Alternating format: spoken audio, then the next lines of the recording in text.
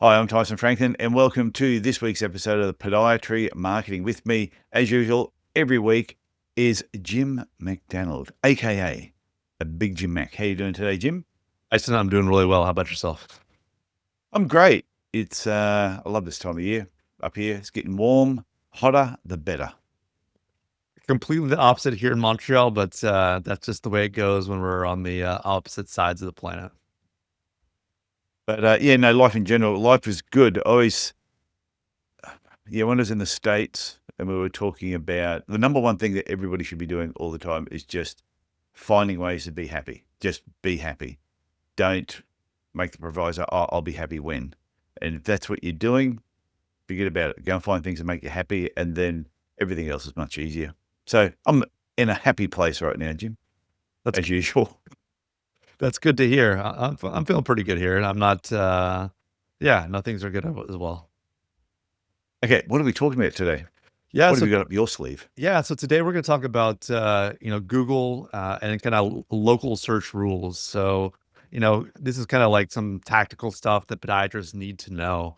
We'll try to kind of make it super relevant.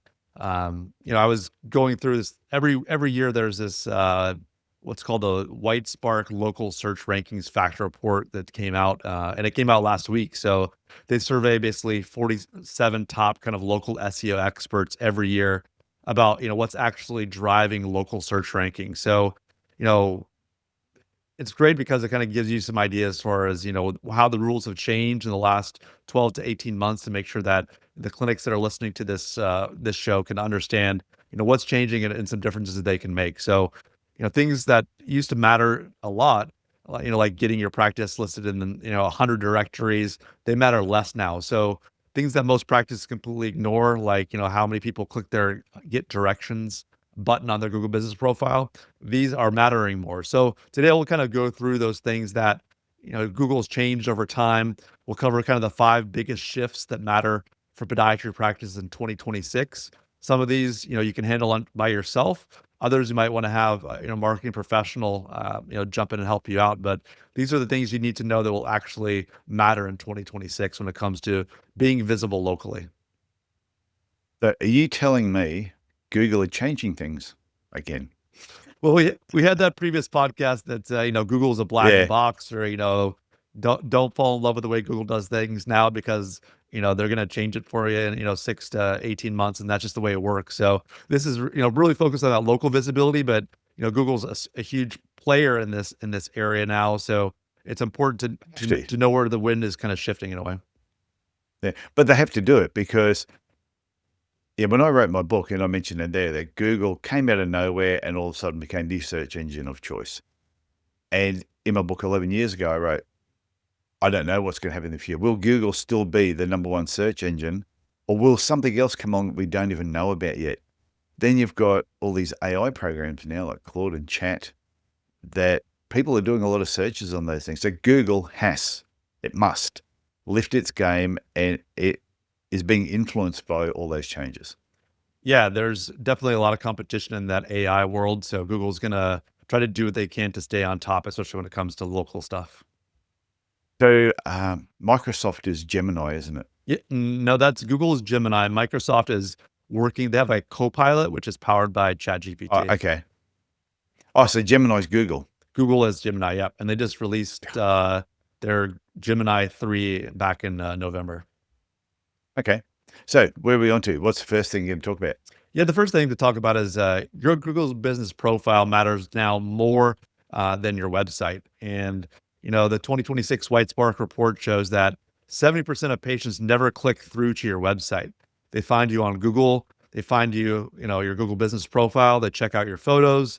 They read a few reviews and decide whether to call you or, text, basically hit that button to go visit to make an appointment, which they can do through some different Google links. So your website is sometimes never enters the equation.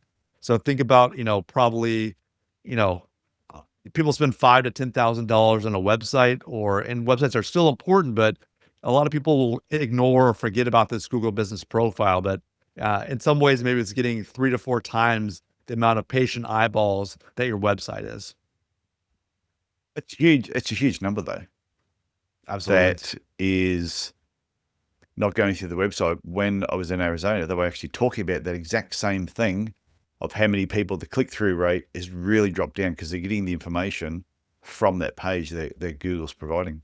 No, exactly. And if your profile looks like it was set up in 2019 or like 2015 and you haven't touched it since, you're losing patients before they even see your website. So your Google Business profile isn't supporting your website anymore; it's replacing it. So yeah, it's one of those things, like you said, it's more and more important, and people just don't even click through to the website anymore.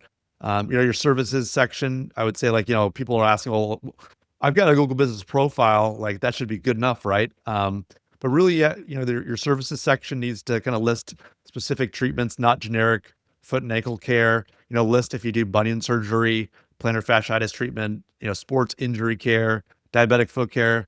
Patients search for these specific problems, and Google matches these searches to your services list in your Google Business profiles these days. So people are confused in this area. Should just do it themselves, get professional help. I mean, I think there's some things they can take care of themselves. If if you had a photo shoot in the last, 6 to 12 months, uploading 10 to 15, photos is pretty simple on the user interface with Google Business Profile. But you want to make sure that when, these photos are your actual office, hopefully it's with some either models or some family members, so it doesn't look like you have an empty office. You want to show Yeah. your staff, you want to show your actual equipment, and not stock photos, because we've talked about this many times on the podcast before, but you want to be authentic, and you want to be seen as the expert, and you don't get that by providing stock photos. So, maybe it takes someone about, 5-10 minutes to upload these photos, but you have to have them. Obviously, if you don't know how it works, getting together with a, provider to help you out with that is something they can consider. Most practices, like I said, can make some updates on the services and the photos themselves, but if you're looking for someone to handle kind of, either weekly posts or ongoing kind of optimization, you probably should hand that off to a marketing provider. But don't ignore those basics, because you think you don't necessarily need to hire someone right away, but when you realize how important it is, like 70% of people aren't clicking through your website, and if you're not willing to put in the time, the consistency of effort and keeping it updated, that's when I would consider, working with someone that can help you out there. So 70%, for example, are not clicking through the websites. Are people then coming to that section? If you've got a really crappy profile, are they then going, I'll just go to the next person on the list, clicking on that and reading their profile? Yeah, like we talked Because about, I know I do that. everybody judges those photos that show up next to the Google Business profile, right? I think Yeah. one of the things we talked about in the past, that if you haven't put any images on, what's going to be, it's that the Google car that drives by people's clinic to take, on the roads to basically do the mapping. They're also taking photos of each address along the way. So if you don't have an uploaded photo of you, your staff, your clinic, Google's going to upload you a really crappy looking, drive-by photo from their Google mobile. Maybe it's the backside of your clinic. Maybe there's trees. Maybe there's stuff in the way. It's not going to look professional.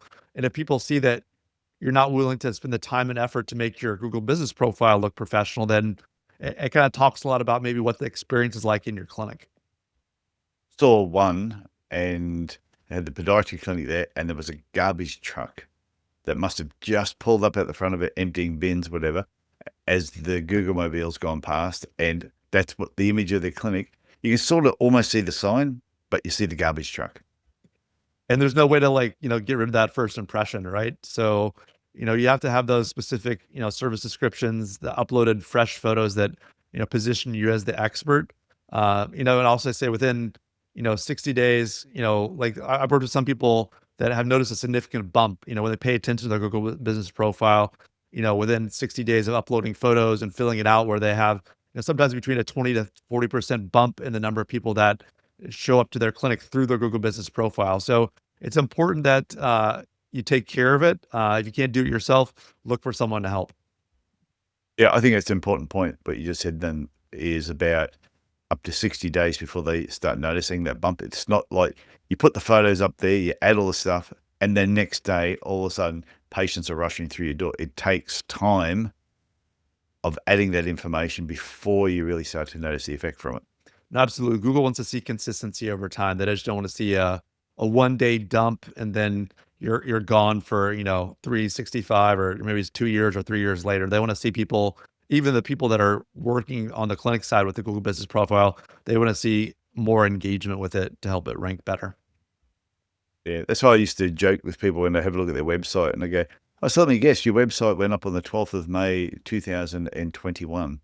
And they go, "It sounds about right. How'd you know that?" I go, "'Cause you got 6 blog articles that have all got that date on there, and there's never been one before, and there was never one since. So I assume that's when it got released." And they go, yeah, been meaning to write a blog." Yeah, And then when you go to their business profiles, it's as out of date as what the website is. absolutely.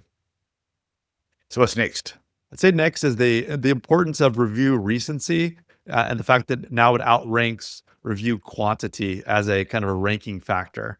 Uh, when you last got reviews now matters more than how many total reviews you have. The report kind of puts review recency in the top 5 ranking factors in 2026. If you've got 50 reviews last year but nothing in the last 4 weeks, Google sees you as inactive. Here's what happens. One practice that dropped that I've seen in the past dropped from position 2 to position 7 when they stopped getting reviews for 3 months. So it's going to really impact the number of people that can see, because the map pack itself only shows the top 3, right? So, when you're not getting in that top 3 of the map pack, or not an organic search, it's going to really drop off the number of people contact the clinic. So it's super important that this review recency, that have a workflow to ask for these reviews, because you're not getting ones, a few each week or a few each day. It can really put a hamper on your rankings. Yeah, so it'd be better to have, like one new review coming through every week than getting 52 in a big burst 6 months ago because you decided to send something out to everybody you knew, including family members. So it's having that consistent system in place to make sure that's being done by everybody in your business, not just the business owner. Yeah, that's one of the biggest, mistakes we see with reviews, right? People will send it out in a big burst. Maybe like, oh, I know reviews are important. I'm just gonna like put this in an email, like my email newsletter, just one time, and hopefully I can get some, and that'll be enough. But someone says, we need more reviews, so we got to do this email blast and get it out, and do nothing again for 6 months. That pattern actually hurts you. Google sees the spike, then they see the silence, and your rankings drop. So what you want to do, like I talked about, is get into a workflow or a system where you're using software to help either make it easy to ask for that personal review. And, either you or your staff are asking for it. You have an easy way for them to be texted or emailed that request, later that day or later in that evening. Or there's an automated system that it can basically help you generate those reviews, because really what you want to get is 2 to 4 reviews each week, every week. Really, consistency beats volume. Like you talked about, you got to train your desk staff not to be shy about how to setting up a workflow so they can succeed. Because when you send those patients a direct link via email or text, it makes it easy for them, and they're much more likely to, if they're in the evenings, they're sitting on the couch, they get a request, maybe they're more likely to write something that's going to have keywords. They're going to feel incentivized, if they had a great experience with you, to leave a great review. And like I talked about, Google is still really the most important place to get these reviews. Maybe in the future, other platforms may become more important, but you got to make it easy for your staff and for yourself, but also for the patient to get those, 3 to 4 reviews each week. Well, back in October when I was in Seattle, there was something I noticed there. I did 3 different tours, and all 3 of the tour people said the same thing. And I went, "Well, this is really interesting. And this is something that I think podiatrists could take note of." And they said, "Oh, if you really enjoyed the tour today, would love a review on Google. And if you could mention my name specifically, I get a bonus from the company." And I went, that was really good. That's why I kept all their cards so that I could make sure that I did review and I mentioned their names. But I thought that could be the way you can incentivize your reception, your podiatrist. Like, I know some people will write a review for a company and they're writing a review on how good the front desk was. Yeah, how friendly they were, how they were greeted, how they felt like they were well looked after. So I think even if you said to your receptionist, hey, when you're asking a patient for a review, we don't mind if you say, hey, make sure you mention my name. Yeah, if it's Barbara or Mary or something like that. I said, and if they mention your name, we'll give you a bonus. I had a similar experience with an internet company when I was living in the US Yeah. last year. We helped upgrade the internet where we were at, and it was the same thing. If you mention my name, I'll get, it's helpful to me as well. So definitely, when there's a human attached to it, it's a little bit, people feel a little bit more compelled, or there's a feel like uh, if they say they're going to do something, they'll more likely to follow up if there's a human on the end of it. Well, I feel really compelled to make sure that I did reviews for each of these companies because they asked me to, and I now know who Robert is Yeah. and Shane, the people that actually took us on the tours, and I feel that, and they said in addition to a tip, which they wanted, a review was the next best thing if you weren't going to do that. I'll do both. Sounds good. What's next? Well, I would just say before we jump to the next topic, one way to kind of look at it to see, some things are regional. Obviously, with podiatry, you can take a look at some other clinics in your local area to see how many reviews they're getting each month or each week, and kind of give you a bellwether. Like I said, just to get a general idea about the recency that you need. Like we talked about, do you need to hire someone or can you do this yourself? I think the software is something that's available, that's out there, that maybe you need some help from someone to set up a workflow, to kind of set up some scripting, to feel comfortable asking for reviews in a way that, feels natural. Sometimes people being in medicine don't always feel like, um, they feel a little shy. It feels kind of, obviously we kind of turn into more of a consumer style of medicine in some ways, but if, like we talked about in the past, if you're providing great care and great service for people in your local area, you shouldn't feel shy about it. But sometimes, whether it be, working with a marketing provider to help you develop that script and know what software is going to work well, it could be a real bonus if you don't feel like doing it yourself. Yeah, I think I do agree that there's a lot of people in the health industry. It's not just the health industry, though. They use it as an excuse. I'm in the health industry, or I care about people. I feel weird asking for reviews. Don't worry, the hairdresser and the guy that owns the butcher shop and every other service, they all feel exactly the same way. So don't use the health industry as an excuse. It's just you don't want to ask people because you're afraid they might say no. But if they're going to say no, then obviously you don't think you did a good job. Yeah, you have to show that confidence in your work and the great care you provided. But how often when you go to a restaurant or you go somewhere that you really enjoyed, you come home and you rave about it? If you've done a great job with your patients, they are going home and they are raving about it. They want to write a review for you. You just need to tell them where to do it and mention your name. Absolutely, If your boss is going to give you a bonus, for go sure. and talk to your boss about it. If you don't have that in place already, go and talk to your employer now and say, we want a bonus system for if we get a review with our name mentioned. There you go. I think it's worth it. If I was the employer, I'd be going, yeah, not a problem. Do not have a problem with that at all. That sounds like a good plan. Okay, what's next? So next is the engagement signals are now ranking factors. So Google is now tracking how patients interact with their business profile and using it as a ranking signal. So how many people are clicking call? How many people click get directions? How long they look at your photos? If 100 people see your profile and nobody clicks anything, Google is assuming that you're not relevant and your ranking is going to drop.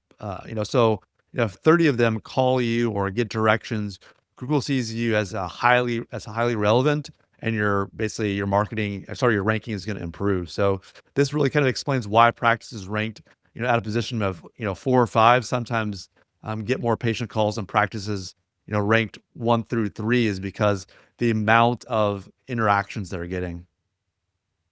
And I have had coaching clients who have said to me, oh, I'm falling down the rankings. And I think everything you've explained so far is exactly why it's happening. So I hope they listen to this episode. Yeah, well, it matters because like the practice is getting these, more calls and a lower rankings is because they've done something to kind of optimize their profiles to get clicks. It's more engaging. So better photos, clear services, more compelling reviews. So they're going to keep climbing in the rankings over time. It's the clinics that, oh, I've got, 1,200 reviews, but nothing is that engaging, or the photos are very old. Like, those folks are going to fall over time. So it's a matter of kind of controlling what you can control. So, make it easy to call you, and making sure that your phone number, is obvious, in like, that it's visible. Like I said, there's ways of not only having your physical phone there, but there's going to be a click to call button on your Google Business profile. Making sure you're, utilizing high quality photos, and obviously responding to every review are kind of really, really important aspects of, making sure that your Google Business profile is something that is engaging, and is seen by Google as being engaging, because they can measure those clicks. Yeah, I like to just the reminder about making sure you reply to when someone writes a review. Because I've written a review for some businesses, and you never hear anything back. And you go, wow, it was such a good experience, but now I sort of feel let down that they didn't just acknowledge, even if they just said, thank you for the review, we really appreciate it. Just something to acknowledge that I actually went to that amount of effort would be great. No, absolutely. If people want to be interacted with, and they have that kind of back and forth, it's something that they value a lot. And I've talked about in the past, as far as, the types of photos you should have, having people in the treatment chairs and in the waiting room. But I found myself recently, kind of from a restaurant perspective, I drop my kids off when they do sports, and I'm looking for a cafe. And I guess this is a little bit different than a podiatry clinic, but I don't mind seeing empty seats in a cafe. Because when I'm looking for a place to go, if it's a crazy busy restaurant or a crazy busy cafe, and if I know they have either little seating, or, they're just pictures of a place being packed, Yeah. on a Saturday morning, I'm probably more likely to go to the unbusy place. Even, I don't know, like, maybe that's just who I am. But sometimes when you're looking at a restaurant though as well, it's the ones that, is it getting directions versus someone scrolling past? Is it recent photos of actual food, recent reviews, clear description of what they specialize in? Your podiatry clinic profile really works in a similar way, where, you know, are you solving a very specific problem that people are looking for? Do you look professional? Do the people in your photos look happy? If your profile answers those questions quickly and people engage with it, you're gonna soar in the rankings. So just keep that in mind when you're, building out your page. Yeah, this was something that I noticed when I was in Seattle. The amount of businesses that visually were doing things in the down at the markets that made people want to take photos or videos and share it. And I think podiatry clinics have got to do something similar. You've got to come up with something that is photo worthy in your reception area, or it could even be a funny sign, just something that when people see it, they want to take a photo, they want to share it. Yeah, I've got a lot of ideas on this, but that's not what this episode's about. No, that could be No, an I'll entire hold on to that. that could be an entire episode itself, and I think it'd be a good one. Okay, what's next? I'd say that social signals are now part of the algorithm. In the past, it was kind of unclear how something on LinkedIn or Facebook or Instagram kind of played a part in local rankings. But for the first time, the White Spark report confirms that social media engagement is now measurable as a local ranking factor. This doesn't mean you need to have like 10,000 Instagram followers. Google is looking at whether you're actively present and engaged with your community online. So maybe it's just, your Facebook page every once in a while, being engaging and putting something on there that, shows the personality of your clinic. Are people, posting or tagging you in certain things? Google doesn't necessarily care about the vanity metrics or how many likes you have, but showing some engagement on one of these platforms can be a beneficial thing. Yeah, well, I posted something on social media last weekend, a couple of weekends ago, and I was talking at an event. I took a photo in front of the group because I love doing selfies when I'm at the front. But then in that, I tagged the organization that had invited me, and also the main person that invited me. Where some of my posts that you might put, say on Instagram, might get 250 views or 500 views.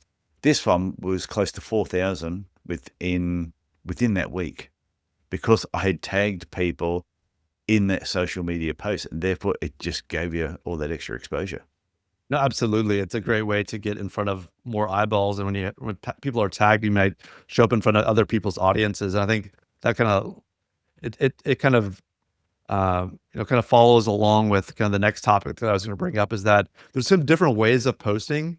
Obviously, there's kind of the business to consumer B2C posting where you're providing educational information or you're showing your expertise, and kind of telling people how you can help them. That's one way of doing it. But one way that I found that can still be helpful you're not necessarily talking to your prospective patients, but they can see you still as the experts that, especially I would say on LinkedIn, people are getting more into having conversations around different diagnoses and treatments and surgeries and podiatrists talking to other podiatrists or other podiatrists talking to other physicians online. And if let's just say like some of your patients, they follow you or they connect with you on LinkedIn, you don't necessarily have to sell them on oh, come to the clinic, we've got availability or make an appointment.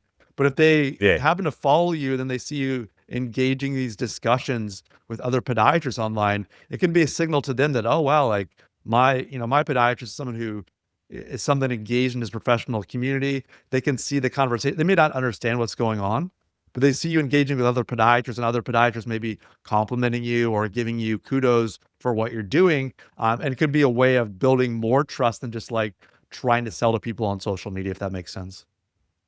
Well, it makes perfect sense because there'll be a few times I might be doing a talk somewhere, someone will tag me in that talk, but then I'll get notified that I've been tagged. As soon as I see that, I'm straight on to find out, well, who's saying what about me? Usually it's always positive.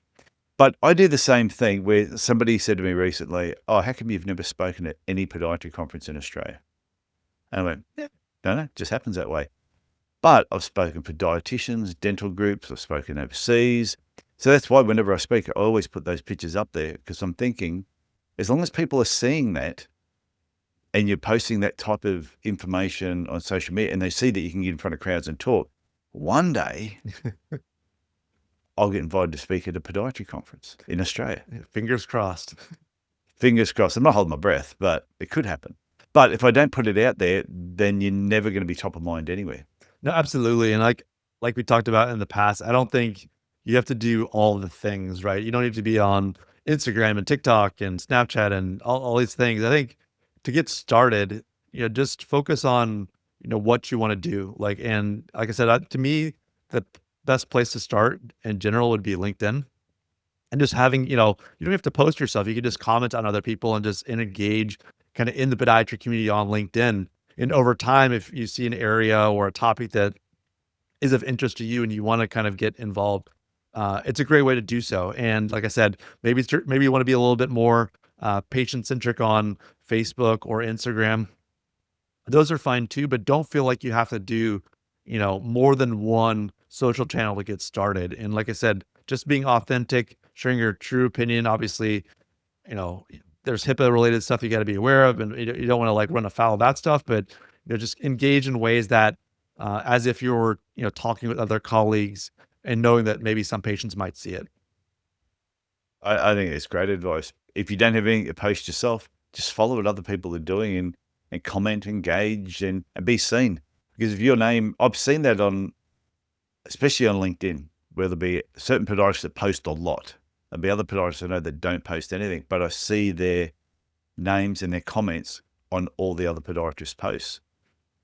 And they've actually their names have become extremely familiar with me, even though I don't see anything that they post. Perhaps that's the way it works sometimes. It's a smart move there, Big Jim. Okay, what's next? So the last point is that citations matter less, but NAP or NAP consistency matters more. So citations is basically like these directories, right? So you have your clinic is being linked out by some local directory or directory of podiatry clinics, and the NAP means your name, your address, and your phone number. The old advice was to get your practice listed on 100 directories. All those links were thought to be really valuable. That doesn't matter so much anymore. But here's what does. If your Google Business Profile says your address is 123 Main Street, and on Health Grades it says your 123 Main ST First Street, and your Yelp says, 123 Main Street, Suite 100, Google sees those as kind of conflicting signals and your rankings can drop. So, how you have your name, address, and phone number listed on different sites is really, really important. It needs to be exactly the same everywhere. So like one thing that you can either do yourself or have somebody work with you is that you need to audit kind of the top 10 to 15 local listings, including your Google Business Profile, HealthGrade, ZocDoc, WebMD, Yelp, other kind of major healthcare directories, maybe your local hospital, your professional directories. Make sure that name, address, phone number are identical everywhere. And if you've moved offices or changed phone numbers, it's really, really important that you do this. Yeah, I've seen that with a few businesses, and even I get confused. There was a place we were visiting overseas, and on one map it had one address, on a different map it had a slightly different address because it was two streets that actually crossed this business. So it must have been when they filled in one form, they put one address. When they filled another one, they may have put something else, or it just took it that was their address. I almost didn't go because I went, oh, now I'm not quite sure. I'm going to get an Uber. Which one am I? Did they have two locations? That's Right. what confused me until I went to the maps and figured out, oh no, same location. But I've had that. So I think it's a really important thing to fix up and make sure all your addresses are really consistent, because if you're confused as a human, it's going to confuse Google.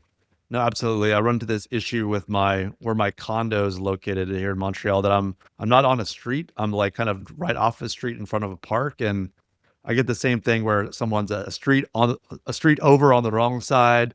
They can't deliver the Costco, and like yeah, it's just even if you do it perfectly, sometimes things can mess up. But obviously, you want to try to create a great experience for your patients and for customers, and by kind of keeping that stuff consistently like updated and having it being right all across all platforms, you'll basically produce a better experience for them, and it'll lead to less frustration and more happy patients. Yeah, and you'll get more patients. No, absolutely. That's the main part. Okay, So moving along. yeah, so to like kind of recap the kind of like the five shifts or these kind of five factors I think that are important for podiatry clinics. Let me kind of recap a little bit about what we Yeah, covered today. So first I'd say is that Google Business Profile matters more than your website for most patients. Second, review recency. Basically, review recency beats review quantity. So get 2 to 4 every week consistently. Third, engagement signals like clicks and calls on your Google Business Profile are now ranking factors. So keep that in mind. Fourth, social signals matter. So, show up consistently, at least on one social platform. Like I think LinkedIn right now is the best platform for most podiatrists. It's probably the easiest one.